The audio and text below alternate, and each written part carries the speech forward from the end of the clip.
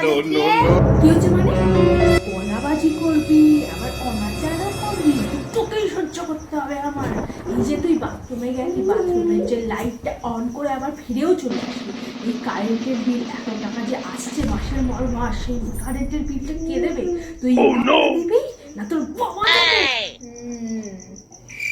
কারেন্টের বিলটা না আমার বাবাই দেয়, তুমি তো আর ইনকাম করার দাও না, তাই তোমার কথা বলার কোনো দরকার নেই।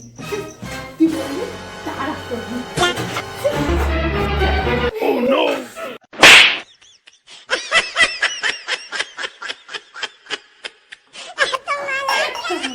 আমার সাথে বেশি করে